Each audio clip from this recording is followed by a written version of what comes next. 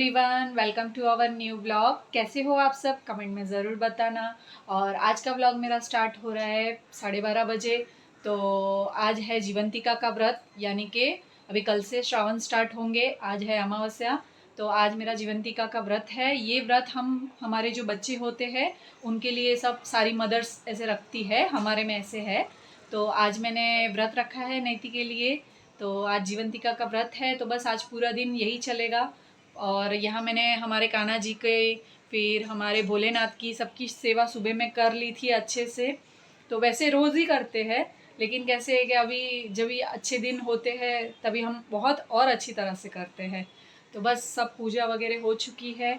अभी मैं जा रही हूँ नैति को स्कूल से लेने के लिए। और इस व्रत के बारे में जो कुछ भी है मैं आपको आगे ब्लॉग में बताऊँगी। तो अभी फ़िलहाल हम स्कूल से नैति को पहले लेके आते हैं, फिर आगे का जो जो भी होगा मैं आपको पूरा डिटेल के साथ बताऊंगी कि ये व्रत हम कैसे करते हैं, कैसे इसकी पूजा करते हैं, कैसे उपवास छोड़ते हैं। तो वो सारी डिटेल और व्रत क्यों किया जाता है, इसके पीछे की कहानी क्या है, वो सब मैं आपको बताऊंगी। तो चलो पहले हम नैति को स्कूल से लेके आते हैं। तो गाइस, आज उपवास है तो मैंने ये बनाया है अपने लिए। ये शेंगदाना बटाटा की ऐसी सब्जी है, फ्राइम्स जैसे, वो मैंने आज बनाई है। तो ये नैति को रोटी के साथ भी चलेगी, इसलिए मैंने ऐसे बनाया है। और यहाँ मैंने सुबह में नैति को नाश्ते में दी थी राजमा की टिक्की। तो राजमा के फलाफल भी बोला जाता है इसे। तो ये मैंने राजमा के फलाफल बनाए थे जो नैति को स्कूल टिफ़िन में गए थे। और यहाँ पे मैंने आटा भी गूँथ के रखा है। तो बस अभी नैति के लिए मैं फटाफट से रोटी बना देती हूँ, फिर नैति ये सब खा लेगी आज। 5 hours later.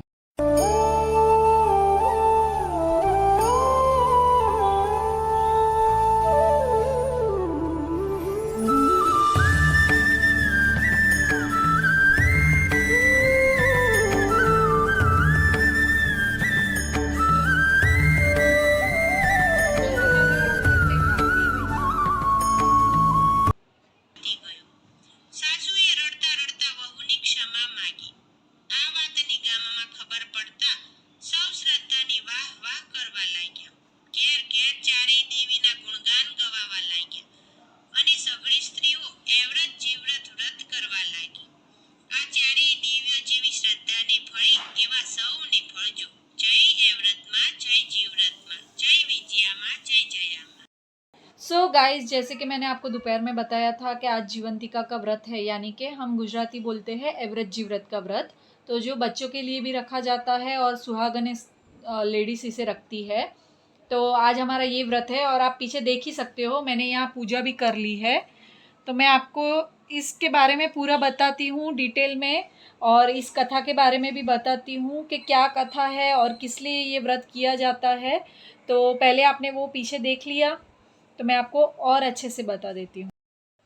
जैसे कि आप यहाँ देख सकते हो, यहाँ मैंने पूजा की है। तो ये आप देख रहे होंगे कि ये क्या है। तो ये हमारी मम्मी दादी जो पहले से करते आए हैं, मैंने वैसे ही बनाया है।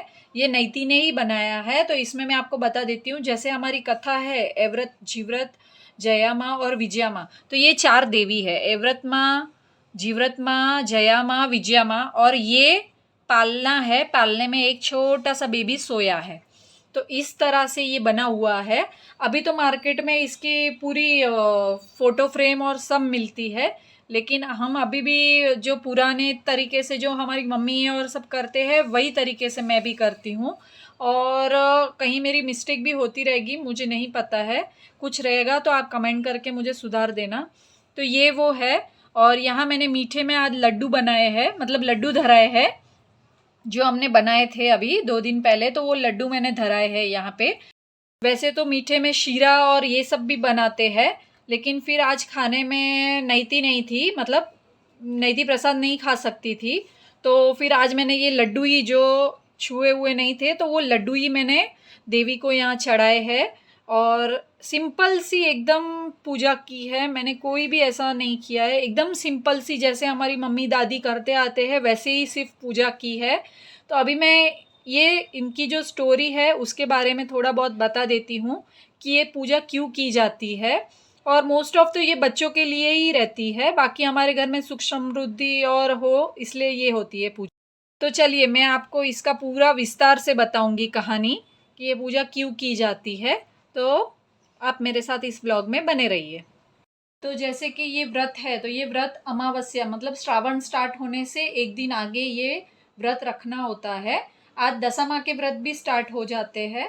तो इस दिन ये व्रत किया जाता है। सुबह को अच्छे से फ्रेश कपड़े नहा धो के डाल के हमें देवियों का आगमन मतलब आचमन किया जाता है, करके देवियों को याद करना पड़ता है।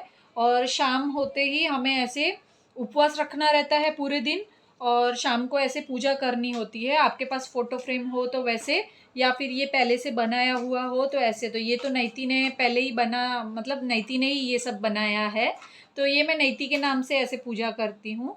तो बस ऐसे ही ये रहता है। और रात को हम उपवास छोड़ सकते हैं, और रात को इसमें हमें जागना होता है 12 बजे तक, और ये दिया भी 12 बजे तक चालू रहना चाहिए, और रात को 12 बजे तक हमें जगना रहता है। तो बस इस तरह से इसका व्रत है करने का। और इसकी स्टोरी ऐसी है कुछ कि बहुत पहले के ज़माने में एक ब्राह्मण और ब्राह्मणी थे। उनको कोई बेटा या बेटी नहीं होता था। तो उन्होंने शिवजी से वरदान लिया था। तो शिवजी ने उन्हें वरदान दिया था कि आपको एक बेटा होगा, बट उसकी शादी आपको जल्दी नहीं करनी है। बट वो बेटा इतना होशियार था और था, तो 12 साल का हुआ तो उसके लिए रिश्ते आने लगे। तो फिर उन्होंने उसकी शादी फिक्स कर दी। और वो शादी करने जब भी जा रहे थे और शादी करके आए, तभी रास्ते में वो बच्चे को मतलब वो उनका जो बेटा था उनको सांप ने डंक मार दिया था। तो वो वहीं पे ही उसकी डेथ हो चुकी थी। तो सब लोग गांव वाले रोते रोते अपने घर को लौट चुके थे, बट उसकी जो धर्मपत्नी थी वो वहीं रुक गई थी उसके लिए, और वो वहीं रो रही थी और रुक रही थी। फिर उसे लगा कि रात को कोई जंगली जानवर ना खा जाए, तो वो अपने पति के शव को एक मंदिर में लेके गई। मंदिर में लेके गई और दरवाजे बंद कर दिए थे, और वहाँ पे सिर्फ रो रही थी। तब तक रात के जो मध्य जो पोर रहता है, फर्स्ट पोर मतलब 4 पोर रहते हैं ना, 12 बजे फिर 2 बजे फिर 4 बजे, ऐसे 4 पोर रहते हैं। जब भी हम आरती करते हैं तभी भी रहता है ऐसे। तो पहला पोर होता है ना, तभी एवरत माँ आते हैं। तो एवरत माँ बोलते हैं कि मेरे मंदिर में कौन है, मेरे मंदिर के दरवाजे बंद क्यों है। तो वो दरवाजे खोलती है और कहती है कि माँ मैं हूँ, मैं बहुत दुखी हूँ, मेरे पति का ऐसे ऐसे स्वर्गवास हो गया है। तो माँ उन्हें कहते हैं कि मैं इसे जीवन दान दूंगी, लेकिन तू मुझे एक वचन दे, मैं जो मांगूंगी मुझे देगी। तो उन्होंने कह दिया हाँ मैं दे दूंगी। फिर ऐसे ही दूसरे पोर में दूसरे देवी आते हैं जीवरत माँ, तो वो भी वैसे मांगते हैं, तो वो उन्हें भी हाँ बोल देती है। तीसरे पोर में जया माँ आते हैं, सॉरी जया माँ आते हैं। तो वो भी मांगते हैं और बोलते हैं कि मैं भी जीवन दान दूंगी। तो बोलती है कि हाँ मैं आपको दूंगी, वचन दिया मैंने।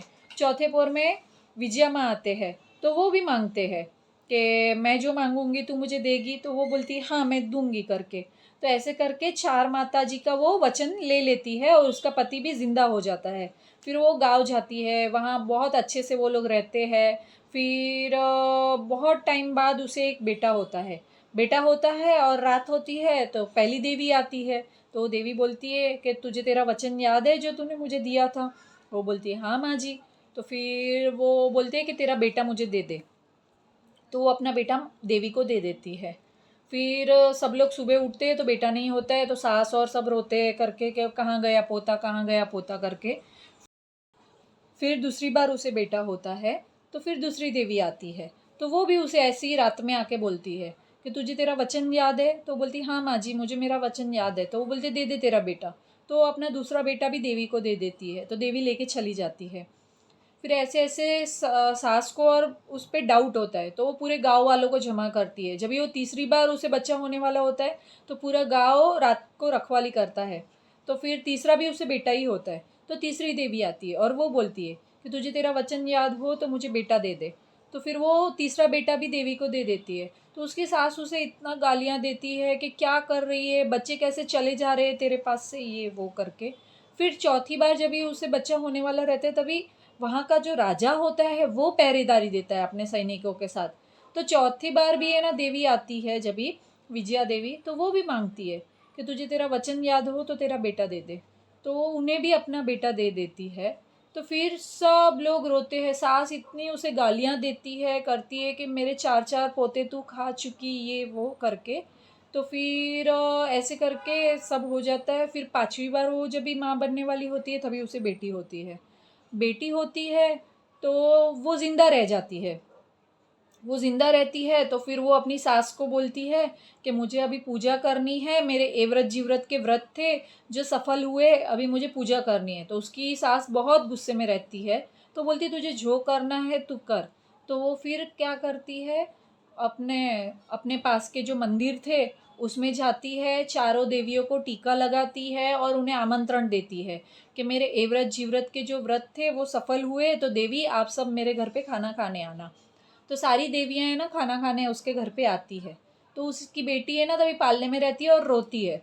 तो देवियाँ खाना खाने बैठती है और बेटी रोती है ना, तो वो देवी उस बेटी को पूछती है कि तुम रो क्यों रही हो। तो वो बोलती है कि सबके पास भाई है, मेरे पास भाई नहीं है। तो फिर देवी उन्हें बोलती है कि तेरे पास भाई कैसे नहीं है, तेरे पास तो 4-4 भाई है। ऐसे करके देवियाँ सारा एक एक जो उनका था भाई वो उसे लौटा देते हैं। तो उनके 4 पोते उनको वापस मिल जाते हैं, मतलब 4 बेटे उस औरत को वापस मिल जाते हैं। फिर उसकी सास और सब शॉक हो जाते हैं कि ये क्या हुआ। फिर वो बहू अपने परिवार को बिठा के पूरी सच्चाई बोलती है कि मेरा पति ऐसे ऐसे ऐसे हुआ था, तो फिर मैंने देवी लोग से वचन लिया था, मतलब मैंने उन्हें वचन दिया था कि ऐसे करूँगी मैं करके। तो फिर सारे गांव वाले सारे सास ससुर और सब इतने खुश हो जाते हैं अपनी बहू से, और उसे सावित्री के इसमें मानने लगते हैं कि ये तो सावित्री है कि अपने मृत्यु के मुख में से अपने पति को जीवन करके लाई, बच्चों को भी उसने कुर्बान कर दिया था। तो इस पे ये स्टोरी थी एव्रत जीव्रत की। तो बहुत ही अच्छी स्टोरी थी। तो ये कथा बेसिकली इस पे ही है कि सुहागन औरतें रखती है ये व्रत, प्लस जो मदर रहती है वो भी रखती है। मोस्ट ऑफ तो ये बच्चों के लिए ही रखा जाता है व्रत। तो मैंने तो मेरी नाती के लिए ये व्रत रखा है। तो इससे ये व्रत रखने से हमारे घर में सुख समृद्धि होती है, फिर हमारे बच्चों के आयुष्य बढ़ते हैं। तो बस बेसिकली यही स्टोरी थी। तो आपको ये कैसा लगा मेरा व्रत का। और अभी मैंने पूजा कर ली है, अभी मैं भोग चढ़ाऊंगी। तो बस मैंने सब्जी वगैरह सब बना ली है, सात्विक ही सब बनाया है, नहीं लहसुन प्याज कुछ भी नहीं, कोई एक्स्ट्रा मसाले नहीं। मैंने बटाटे की और टमाटर की सब्जी बनाई है, और मैं पूरी या रोटी बनाऊंगी।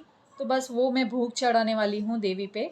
तो आपको ये मेरा पूजा वाला और व्लॉग कैसा लगा, और ये कथा आपको कैसी लगी सुनने में, तो मुझे कमेंट में ज़रूर बताना। और व्लॉग पसंद आया हो तो मेरी चैनल को लाइक शेयर एंड सब्सक्राइब करना ना भूलना। तो आज के लिए बाय बाय।